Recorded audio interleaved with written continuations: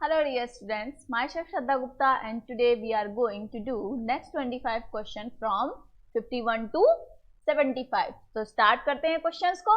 चलिए सॉल्यूशंस को बहुत ध्यान से देखिएगा और अपने टेस्ट पेपर को भी चेक करते जाइएगा कि आपने जो एग्जाम दिया था उसमें कितने करेक्ट हैं और आपने कितने क्या गलतियां करी, आपने आपको भी एनालाइज करिएगा। शुरू करते हैं। चलिए तो सबसे पहले क्वेश्चन नंबर 51 में क्या लिख रहा है?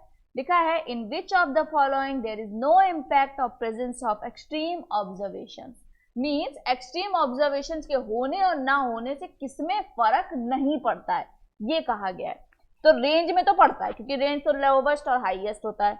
वेरियांस में पड़ेगा क्योंकि सारे लेता है। स्टैंडर्ड डेविएशन उसी का बड़ा भाई। तो बचा कौन? Quartile deviation. तो क्वार्टाइल डेविएशन में कोई भी इम्पैक्ट नहीं पड़ता है। फिर question number 52, in each observation of the set is divided by 10, then which of the following new observation is? तो क्या होगा? देखो डिवाइड बाय 10 स्टैंडर्ड डेविएशन में, तो फिर हमारे पूरे ऑब्जर्वेशन में भी क्या होगा? Divide by 10। ऑप्शन नंबर ए। बहुत ध्यान से अपने आप को एनालाइज करते हुए जाइएगा। फिर आते हैं हम अपने क्वेश्चन नंबर 53 पे। If the mean and the median of a moderately shrewd asymmetrical series are 70.8 and 68.6 respectively, then the most probable mode। तो मोड इसमें तो आपने फॉर्मूला, आपके एक क्वेश्चन भी आया था जिसमें फॉर्मूला इसका पूछा गया था। अब उसी फॉर्मूले का यूज पूछा गया। तो फॉर्मूला क्या था? Mean minus mode equals to 3 mean minus median. ठीक, फॉर्मूले में पुट कर दीजिए सारी चीजों को जो जो गिवन है। मोड फाइंड करना है तो मोड को तो वैल्यू हमें निकालनी है, तो उसको छोड़ ही दीजिए। जब आप इसको सॉल्व करेंगे कैलकुलेटर से तो आंसर आएगा ऑप्शन नंबर ए, जो कि होता है 64.2। नेक्स्ट क्वेश्चन देखते हैं। नेक्स्ट क्या है? Question number 54 question number. The quartile deviation of the distribution of the data is. तो क्वार्टाइल डेविएशन क्या था? फॉर्मूला याद है कि नहीं याद है? हाँ याद है। सबसे पहले क्या करेंगे हम? क्यूमुलेटिव फ्रीक्वेंसी निकालेंगे। तो इसकी 2, फिर इससे ऐड करेंगे 6, 8 6 14, 14 4 18 और 18 1 19। तो Q1 क्या होगा? 1।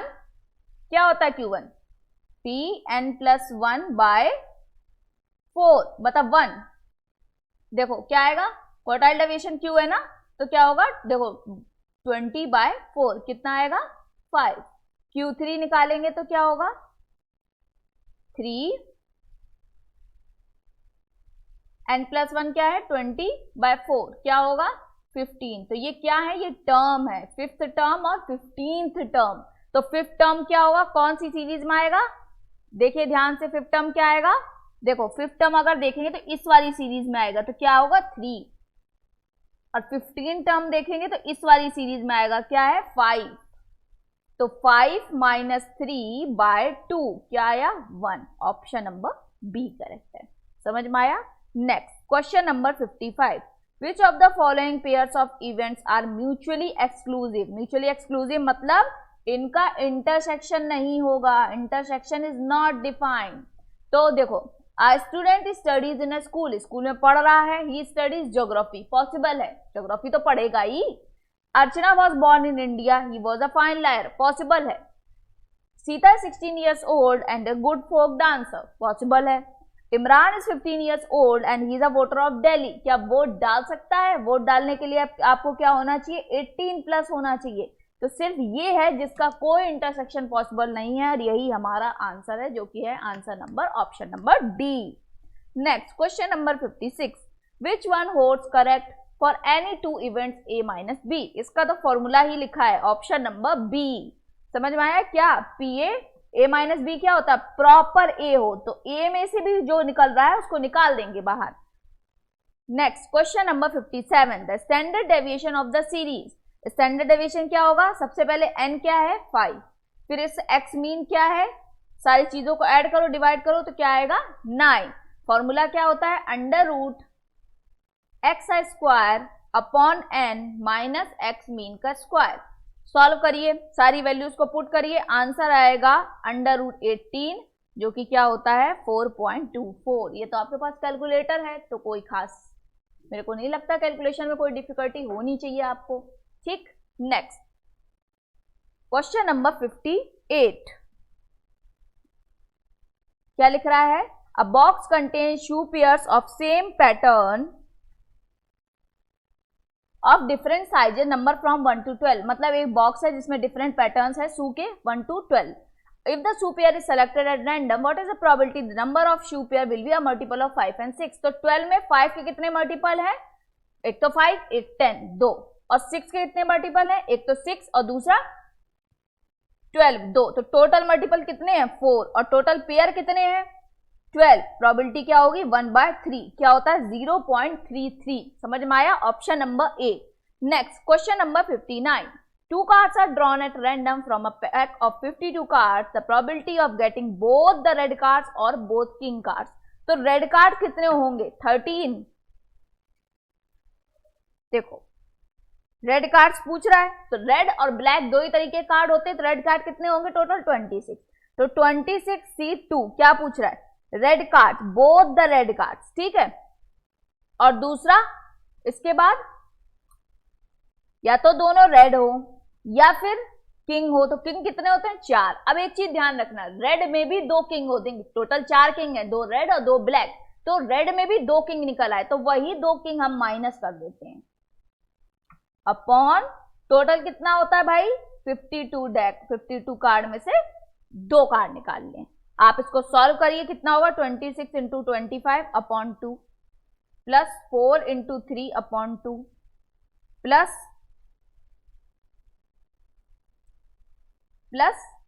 2 × इसका तो प्रॉपर ही 1 ही हो जाएगा प्रॉपर ना पूरा, तो उसको सॉल्व करने की जरूरत नहीं, तो फॉर्मूला ही होता है अपॉन 52 × 51/2।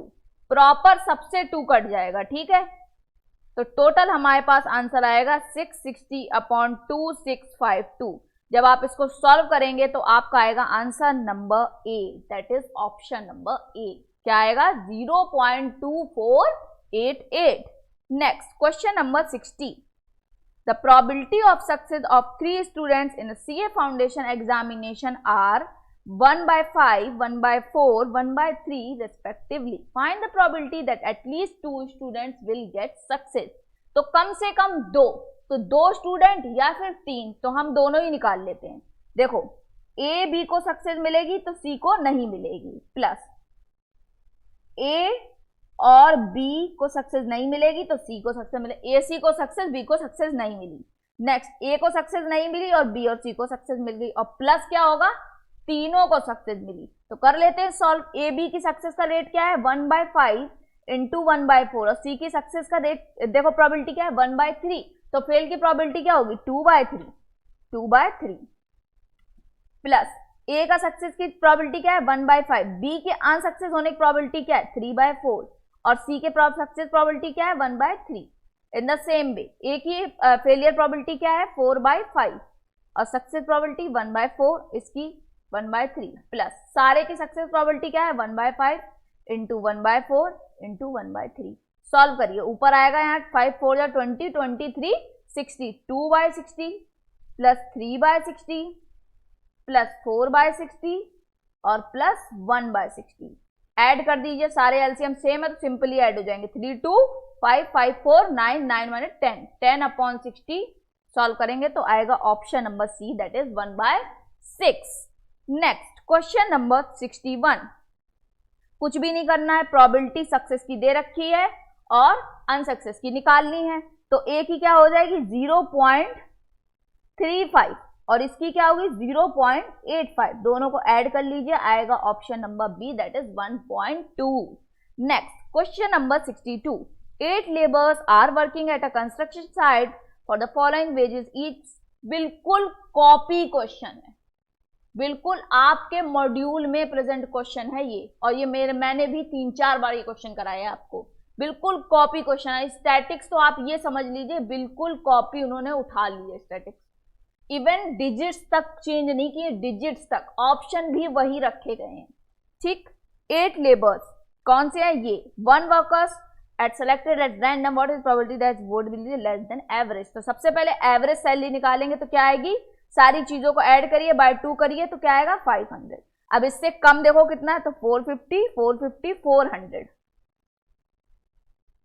और 320 4 है, तो 4 और टोटल कितनी 8, तो 1/2 जो कि क्या होता है 0.5, और यहां तो कितने भी जीरो लगा लो कोई फर्क नहीं पड़ता।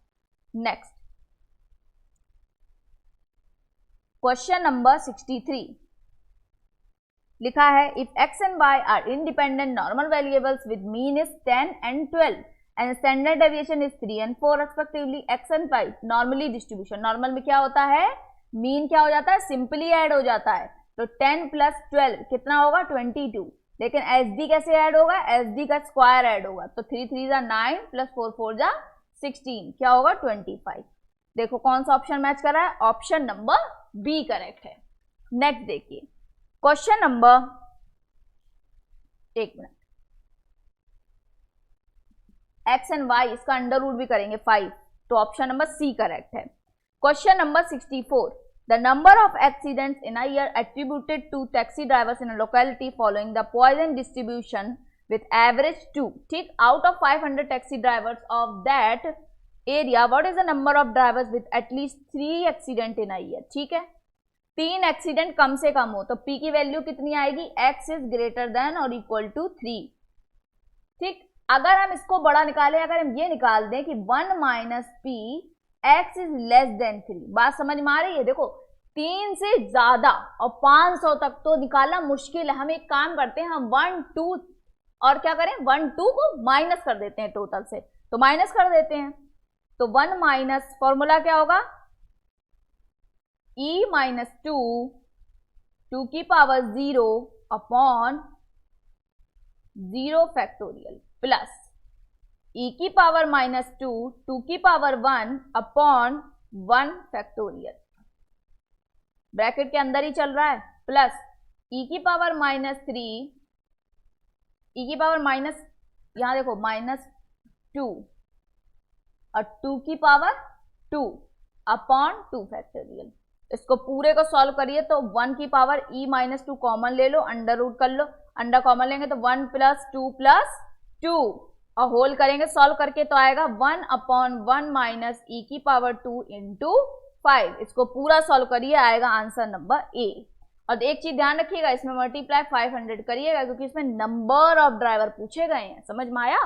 सिर्फ वो आपसे वो नहीं, पॉइजन डिस्ट्रीब्यूशन नहीं पूछा गया, सिर्फ नंबर ऑफ ड्राइवर्स पूछे गए हैं। Next question number 65, in a class of 100 students the mean marks was 50 with a standard deviation 14.9, assuming the distribution of marks to be normal, find the number of students who obtained 70% marks। तो total पूछ क्या रहा है आपसे, वो आपसे पूछ रहा है न्यू कितना है 15, सिग्मा कितना है 14.9, ठीक। अब वो पूछ रहा है कि P जो है प्रोबेबिलिटी है वो x इज ग्रेटर देन 70 की है, ठीक। अब देखो अगर सुनो ग्राफ बनाया, ये दे कितना आ रहा है, z की वैल्यू देख रहा है 1.34, मतलब ये वैल्यू दे रहा है, इन्फिनिटी से होती है z, ठीक, ये वैल्यू दे रहा है और कह रहा है ये देखो, ठीक। अब देखो ध्यान से क्वेश्चन देखना सॉल्व कैसे करते हैं। अगर गौर करें इसके, अगर z की वैल्यू, फॉर्मूला क्या होता है z का, x = x - new upon sigma. आप इसको 70 को जब यहां पे रखोगे तो 70 - 50 अपॉन 14.9, तो क्या आएगा इसकी वैल्यू, सॉल्व करके देखिए 1.34, ठीक। तो z की वैल्यू क्या होगी, z इज ग्रेटर देन 1.34, तो ये पूछ रहा है ये, तो ये कैसे होगा 0.5 से अगर हम z की वैल्यू माइनस कर दें तो 0.5 - 0.4099, ये देखो ऊपर दे दिया गया एरिया, तो आंसर क्या आएगा 0.0901। अब p की वैल्यू वैसे क्या है n इंटू p, प्रोबेबिलिटी किससे ग्रेटर है, ग्रेटर देन 70, तो यहाँ पे वैल्यू क्या आई हमारी 0.901 और n कितना है 100, तो हमारा आंसर क्या आएगा समथिंग 9.01, जो कि ऑप्शन नंबर बी है। एक चीज ध्यान रखना, 9 से बड़ा तो 10 होगा, लेकिन काफी करीब है 9 के, इसलिए हम 9 ही लेंगे। अगर 9.1 होता तो हम 10 लगाते, ये 9.01 है इसलिए 9 लेंगे, option number B. Next question number 66। Question 66 question हम नीचे कर रहे हैं, ध्यान से देखिएगा। If a random variable x follows Poisson distribution such that p x is equals to 1 equals to p x is equals to 2, same question कराए हुए क्वेश्चन से क्या करेंगे, p की value x is equals to 1 equals to p x is equals to 2, value put कर लो, e की power minus m, m की पावर x, x कितना है 1 upon x factorial equals to e की पावर माइनस m, m की power x कितना है 2 अपॉन x फैक्टोरियल। ठीक, दोनों को सॉल्व कर लीजिए, ये कट जाएगा, इससे ये कट जाएगा, तो m की वैल्यू कितनी आएगी 2, जो कि है ऑप्शन नंबर ए करेक्ट। ठीक, नेक्स्ट क्वेश्चन नंबर 67 लिखा है the quartile deviation of a normal distribution with mean is 10 and standard deviation of 4। ये तो सिंपली हमने फॉर्मूला ही पढ़ा है, 6QD इक्वल्स टू, ये रिलेशन था QD SD और MD का। ठीक, वैल्यू को पुट कर दीजिए, आंसर आ जाएगा option number A, that is 2.70। Next question देखते हैं। नेक्स्ट क्वेश्चन क्या है, in a case of insurance company profit and the number of claims they have to pay. देखो, इंश्योरेंस का प्रॉफिट उसी से होता है कि जब ज्यादा इंश्योरेंस क्लेम ना हो, तो इंश्योरेंस कंपनी में प्रॉफिट क्या होगा, जब क्लेम कम होंगे, पर the number of claims have to pay, तो क्लेम जितने ज्यादा होते जाएंगे प्रॉफिट उतना कम होता जाएगा, तो ये एक नेगेटिव कोरिलेशन को शो करता है। ठीक है, next question number 69 the variance of two variables x and y is this. तो सिग्मा x कितना है 16 और सिग्मा y कितना है 25, ये वेरिएंस है, तो इनका सिग्मा क्या होगा 4 और 5। कोव कितना है, कोव x, y कितना है, ये दिखाया गया है 18.5। अब कह रहा है तो पहले RXY तो निकालें, RXY कितना निकलेगा, cov that is 18.5 upon sigma S and sigma Y, solve कर लीजिए, आएगा 0.925। अब पूछ क्या रहा है U और V, तो U और V में क्या था, सिंपली साइन को देखना है, तो X का साइन क्या है पॉजिटिव, Y का साइन क्या है पॉजिटिव, जब दोनों साइन सेम है और पॉजिटिव भी है तो हमारी वही वैल्यू होगी जो हमारा आंसर होगा, तो हमारा आंसर क्या है option number D. Next question number 70 which of the following statement is correct, both regression coefficient must be less than unity, बस यही सही है। देखो, regression coefficient independent of origin scale नहीं, ऑरिजिन से है, स्केल से नहीं। The regression line of two parallel to each other नहीं, coincide with each other, no correlation between them नहीं, सारे गलत है, option number A he correct है। Next which of the following statement is correct regarding limit of the two regression, तो limit क्या होती है, the product of the regression coefficient must B numerical less than unity, क्या होता है bxy into byx is less than 1, option number D.